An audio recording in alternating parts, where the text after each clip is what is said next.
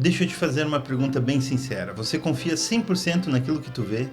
Porque se eu te dissesse que o mundo não é exatamente aquilo que ele é, mas sim como tua mente permite que você enxergue ele. Hoje eu quero te apresentar um cara que mexeu com essa ideia tão profundamente que até hoje ninguém saiu completamente dela. O nome dele é Immanuel Kant. E entender ele pode mudar completamente a forma que você enxerga a vida. Kant nasceu em 1724 em Königsberg, na Prússia. Hoje essa cidade nem existe mais, ela se chama Kaliningrado, na Rússia. E diferente de muitos pensadores, Kant não teve uma vida cheia de aventuras. Nada de viagens pelo mundo, nada de grandes escândalos. Ele era um cara extremamente disciplinado.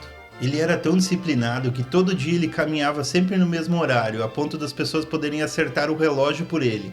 Mas o que é interessante nisso é que por fora era rotina, mas por dentro era revolução.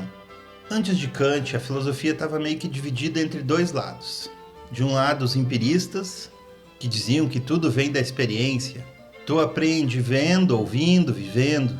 Do outro lado, os racionalistas. Diziam não, a razão já nasce contigo. O conhecimento vem da mente. E aí Kant entra no jogo e fala algo genial. Os dois lados estão certos, mas incompletos. Agora vem a parte que muda tudo. Kant diz que existem duas coisas diferentes. A coisa em si, a realidade verdadeira. O mundo como ele realmente é, independente de você. Do outro lado, o fenômeno, ou seja, o que você percebe. O mundo como aparece para você. E aqui vem o golpe. Você nunca acessa a coisa em si. Nunca. Dando um exemplo pra galera. Imagina que tu tá usando um óculos, mas tu nasceu com ele. Tu nunca pode tirar. Tudo que tu vê já vem filtrado. Para Kant, esse óculos é a sua mente. Ela organiza tudo. Tempo, espaço, causa e efeito. Ou seja, o mundo que tu vive já é interpretado antes de tu perceber ele. Tu não vê uma realidade, tu vê uma versão dela. Kant colocou tudo isso em obras gigantes.